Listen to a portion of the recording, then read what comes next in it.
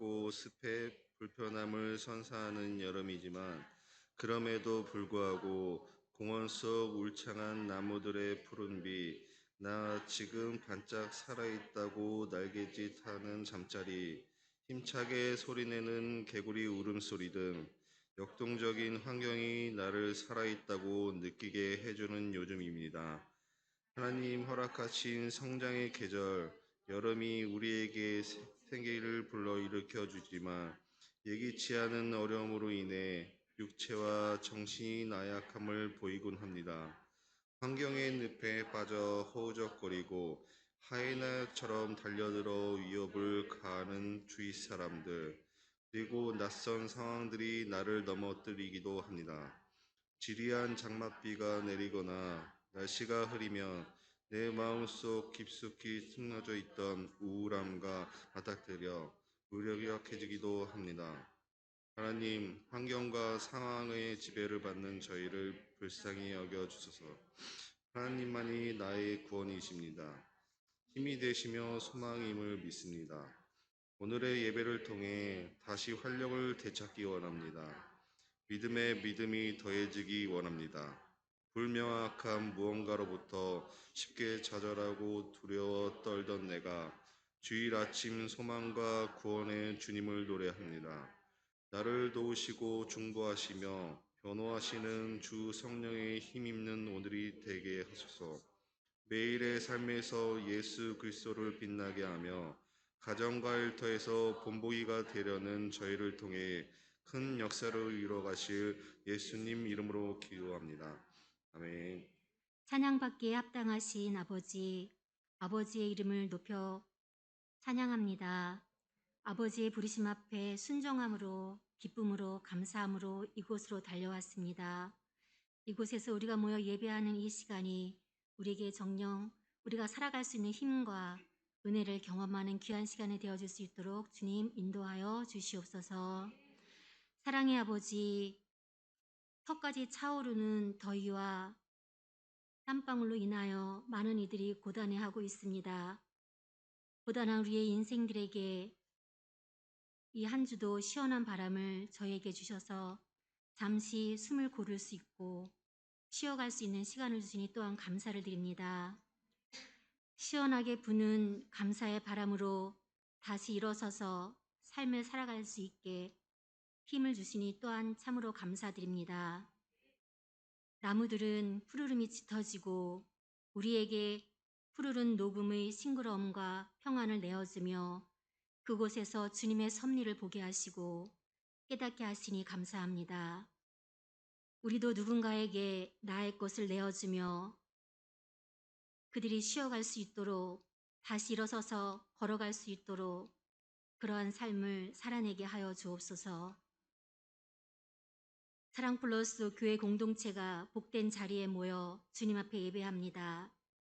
이곳에 임하신 주 성령 하나님, 이곳에서 주의 말씀을 들을 때에 아버지의 말씀이 우리 안에 차고 넘치게 하여 주옵소서. 아버지께 범죄하지 않으려고 주의 말씀을 우리의 마음에 두게 하여 주옵소서. 이 시간 우리가 드리는 예배가 기쁨의 예배요, 자신의 모습을 말씀의 거울 앞에 온전히 비춰보는 진실한 예배가 되어줄 수 있도록 주여 인도하여 주옵소서. 그리하여 아버지 앞에 한 걸음 더 가까이 다가서는 저희들 되게 하여 주옵소서. 아버지의 말씀 가운데에 아버지의 성품을 발견하게 하셔서 그 성품을 온전히 닮아 우리가 속해 있는 그곳에서 아버지의 성품의 모습으로 사랑 플러스 공동체가 살아갈 수 있도록 주님 인도하여 주옵소서. 이 모든 것 위에 사랑을 더하는 사랑 플러스 공동체 되길 원하며 살아계신 예수님 이름으로 기도합니다. 아멘.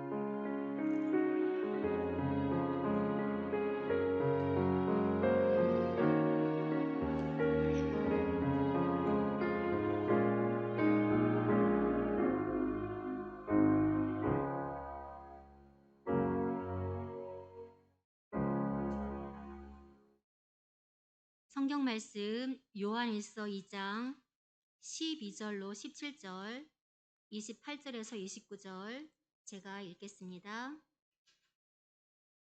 자녀들아, 내가 너희에게 쓰는 것은 너희 죄가 그의 이름으로 말미암아 사함을 받았으며, 아비들아, 내가 너희에게 쓰는 것은 너희가 태초부터 계신 이를 알았으며, 청년들아, 내가 너희에게 쓰는 것은 너희가 악한 자를 이기었음이라. 아이들아, 내가 너희에게 쓴 것은 너희가 아버지를 알았으며, 아비들아, 내가 너희에게 쓴 것은 너희가 태초부터 계신 이를 알았으며, 청년들아, 내가 너희에게 쓴 것은 너희가 강하고 하나님의 말씀이 너희 안에 거하시며 너희가 흉악한 자를 이기었음이라. 이 세상이나 세상에 있는 것들을 사랑하지 말라.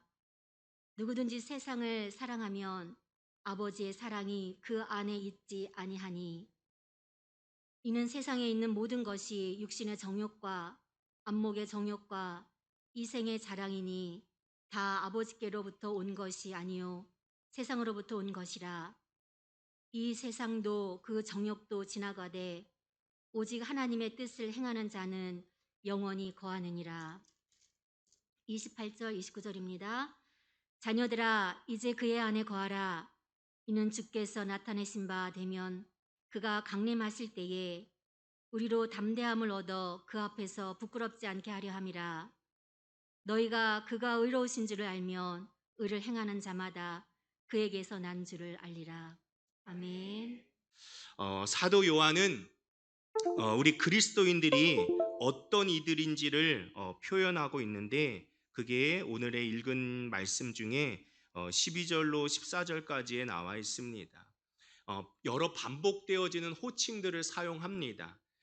자녀들아, 아비들아, 청년들아, 이러한 여러 가지 혹자는 시적인 표현이다, 그러니까 반복적인 표현이다라고 말을 합니다. 이러한 반복되는 호칭들을 통해서 우리에게 일러주고 있는데, 자녀들아, 사도 요한은 지금 100살이에요. 2000년 전이니까 100살인데, 그러니까 지금 2022년이니까 이때가 100년이라고 보세요. 100년 때 사도 요한이 이 말씀을 기록을 하면서 교회 공동체의 성도들에게, 초대교회 성도들에게 자녀들아 이렇게 말해요. 충분히 할 수 있지요. 100살인데. 그치, 우리 어르신들이, 여기 60, 70 어르신들이 우리들을 바라보면 어때요? 아들 같잖아요. 딸 같잖아요. 안 그러세요? 여러분, 아들 같지 않으세요? 어? 딸들 같지 않으세요? 아유, 내 손주 같지 않으세요? 아기들 보면 다 내 아들, 딸들 같은 거예요. 지금 사도 요한이 그런 심정으로 하는 거예요. 어떤 딱 특별한 대상, 얘는 어리니까 얘는 아이들, 자녀들, 소녀들이고, 이 사람들은 한 20, 30대니까 청년들이고, 이게 아니라 100세의 노구가 모두를 바라볼 때는 다 자식 같은 거예요. 자녀들아, 또 아비들아, 또 청년들아. 사랑하는 이들을 향해서 자녀를 바라보듯이 지금 말씀해주고 있는 거예요. 교회 공동체의 그 구성원들에게 반복해서 말씀하고 있습니다. 오늘 우리들은 다 성장한 사람들이에요. 이곳에 모인 우리들은 미성년자들이 아니에요. 성년이 되었다, 어른이 되어 가고 있는 중입니다. 그렇다는 건 나에게 책임이 부여되어져 있다라는 거예요. 부모의 책임이 있고 어른의 책임이 있습니다. 하나님의 자녀로서 우리에게는 이 세상을 또 짊어져야 할 책임도 있다라는 겁니다. 우리가 강인한 힘으로 하나님의 말씀 안에서 마귀의 세력과 대적을 해서 승리해야 할 또 젊음을 가진 하나님의 사람들이기도 한 것입니다. 여러분, 우리 12절 함께 읽어보겠습니다. 나의 자녀들이여, 내가 이 편지를 여러분에게 써보내는 것은 여러분의 죄가 이미 우리의 구세주 예수의 이름으로 용서받았기 때문입니다. 아멘. 요한은 나의 자녀들아, 나의 자녀들이여 라고 이렇게 표현하고 있어요. 너희 죄가 예수의 이름으로, 구세주 예수의 이름으로 용서함을 받았다 하고 말합니다. 오늘 우리들은 예수님을 통해서 하나님의 자녀들이 되었어요. 나는 누구의 자녀, 육신의 부모님이 있는데 그분뿐만이 아니라 우리가 하나님을 아버지라고 표현하는 건 뭐냐 하면 예수님을 통해서 우리가 그분의 자녀가 되었기 때문에 하나님을 아버지라고 말할 수 있는 거예요.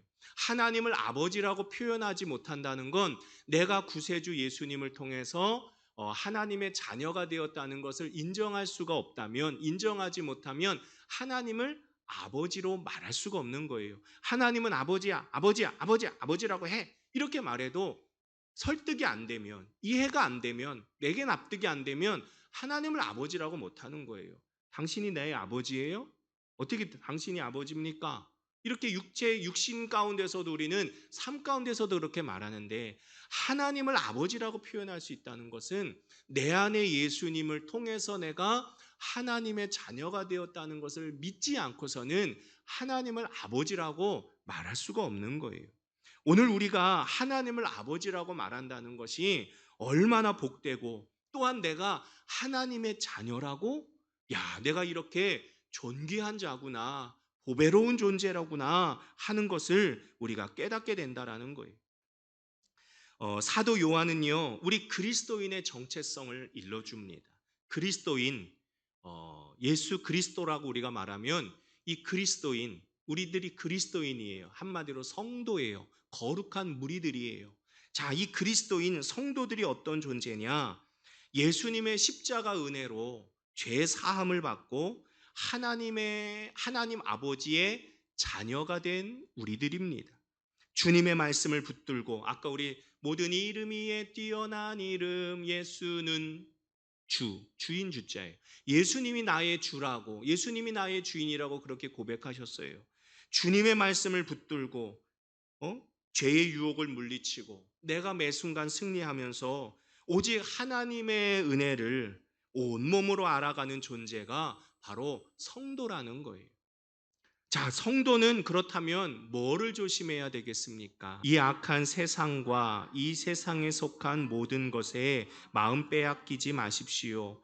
만일 이런 것들을 사랑한다면 여러분은 진정으로 하나님을 사랑하지 않는다는 것을 나타내는 것입니다.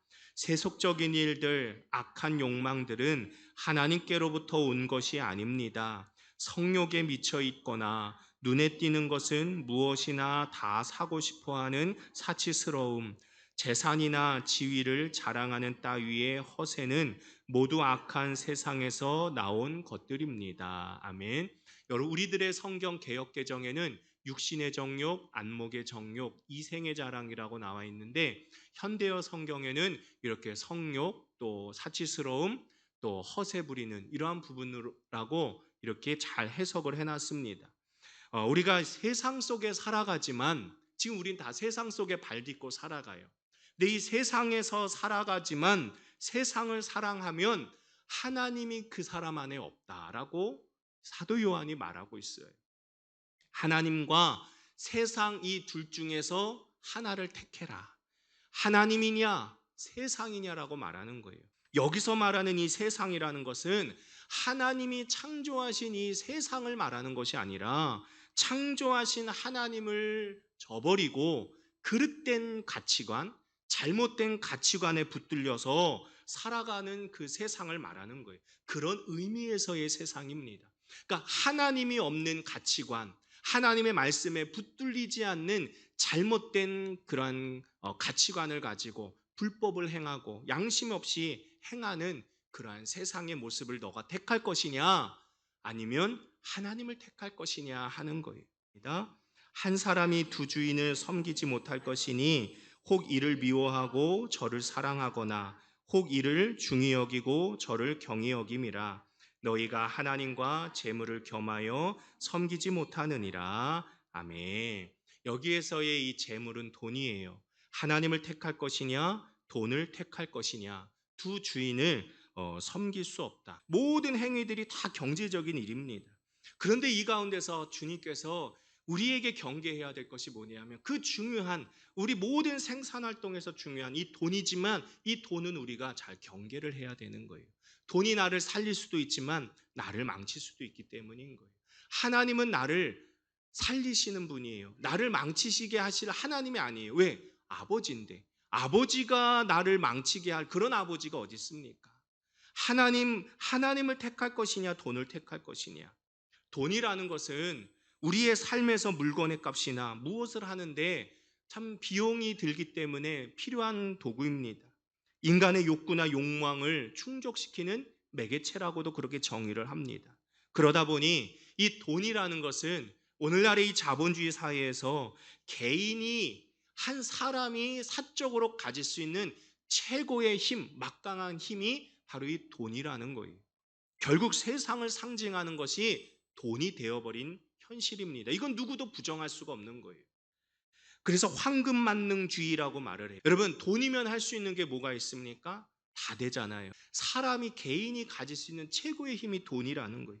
이러한 돈의 개념 앞에서 우리가 세상적인 기준과 가치를 따를 것이냐 아니면 하나님의 가치관을 따를 것이냐 이를 놓고 선택을 해야 된다라는 거예요. 하나님 나라의 가치관이 뭐예요? 우리가 쉽게 말한다면 정직하고 성실히 행하면서 정말 잘 내가 벌어들인 이 수입에 대해서 열심히 잘 저축하셔야 돼요. 저축하시고 나아가 이걸 가지고 복되고 좋은 일에, 섬기는 일에 사용하셔야 돼요. 그게 돈이 잘 순환될 수가 있는 겁니다. 그렇지 않으면 돈이 여러분들을 지배하는 거예요. 돈에 의해서 여러분들이 망칩니다. 하나님께서 주시는 이 세상의 큰 건 하나님이 주시는 거예요. 근데 하나님보다 돈을 우위에 둔다면 돈이 어떻게 뭘 줄 수 있겠습니까? 16절을 읽어보겠습니다. 세속적인 일들, 악한 욕망들은 하나님께로부터 온 것이 아닙니다. 성욕에 미쳐 있거나 눈에 띄는 것은 무엇이나 다 사고 싶어하는 사치스러움, 재산이나 지위를 자랑하는 따위의 허세는 모두 악한 세상에서 나온 것들입니다. 세상적이고 세속적인 하나님 없는 가치관들, 이건 다 마귀에게로부터 비롯되는 거예요. 오늘 이 사도 요한이 말하는 세상적인 가치관을 가지고 살아가는 사람들의 특징이 육신의 정욕, 안목의 정욕, 이생의 자랑이라는 겁니다. 성욕, 오늘날의 자극적이고 저도 유혹돼요. 여러분들도 유혹돼요. 우리 모두는 다 유혹돼요. 근데 육신의 정욕을 내가 어떻게 이겨내갈 것이냐, 눈에 보여지는 이 모든 것들, 사치스러움, 또 허세, 이러한 자랑, 이러한 모든 부분들 다 있어요. 과시하고 싶고 자랑하고 싶고 드러내고 싶고 나도 정말 쥐락펴락하고 싶고 이 모든 유혹들이 있어요. 그런데 하나님 나라 가치관에서는 아니라는 거예요. 그건 세상적 가치관이라고 말하는 겁니다. 우리는 하나님의 자녀예요. 성도입니다. 오직 영원한 하나님의 뜻을 붙잡아야 한다라고 17절에서 말하고 있어요. 이 세상은 사라지고 언젠가는 이 세상은 사라지고 이런 악한 욕망도 세상과 함께 사라질 것이다. 그러나 항상 하나님의 뜻에 따라 행하는 사람은 영원히 살 것입니다 라고 말하는 거예요. 영원을 사모해야지 잠깐 내가 살아가고 있는 이 한평생 한 세기도 못 살아요. 100살도 못 사는 인생입니다. 우리가 짧게 살아가고 있는 인생, 꼭 영원히 살 것 마냥 현실만 바라보고 나아가는 우리가 아니라 영혼을 사모하라는 거예요. 저는 오늘 여러분들이 하나님의 뜻에 따라 행하는 사람들을 바로 이 세상으로부터 나갈 문을 찾는 그러한 사람들이라고 저는 여러분들을 표현하고 싶습니다. 내 곁에 있는 이들이나 또 여러분들 스스로가 이제는 세상으로부터 나갈 문을 찾아서 그 문 열고 나가고 또 찾지 못하는 사람에게 여기가 나가는 거야 하고 열어줄 수 있는 그러한 분들이 되시라고 저는 오늘 당부합니다. 우리 그리스도인들은 뜻있는 삶으로 초대된 이들 아닙니까? 그러니 더욱 하나님 잘 믿으시기를 바라요. 잘 믿는다는 건 오늘 말씀에 빗대어 보면 육신의 정욕, 안목의 정욕, 이생의 자랑을 쫓아 살아가지 않는 세상적 가치관을 이겨나가는 거예요. 극복해 나아가는 거예요. 하나님의 영광 가운데 주의 나라 이곳에 임하네. 그때에 선포되는 주의 말씀 내 마음에 새겨질 때 예수님의 사랑 가운데 성령님이 내 안에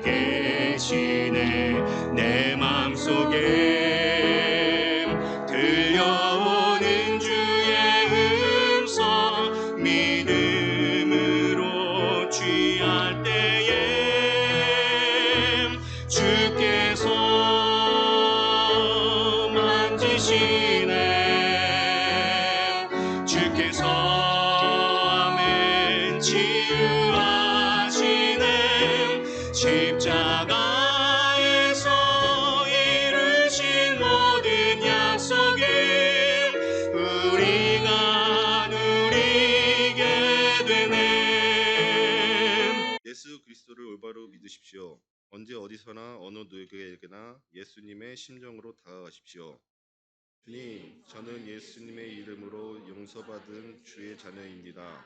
주님은 태초부터 계셨던 하나님이십니다. 저는 오직 주님만 사랑합니다.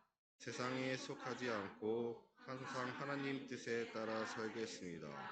나와 동행하소서. 할렐루야. 이제는 우리 주 예수 그리스도의 은혜와 우리 아버지 하나님의 무한하신 사랑과 성령님의 역사하심이 아버지 하나님을 온전히 믿고 주님의 그 뜻대로 마음가짐으로 세상 살아가겠노라고 결단하는 우리 하나님의 사람들, 오늘 이 자리에 참여한 우리 성도들, 저들의 일터와 직장과 사업장, 또 사랑하는 자녀들의 학업의 현장, 또 성도들의 앞으로의 모든 계획들 위에 지금부터 영원토록 함께하여 주시기를 간절히 축원하옵나이다. 아멘.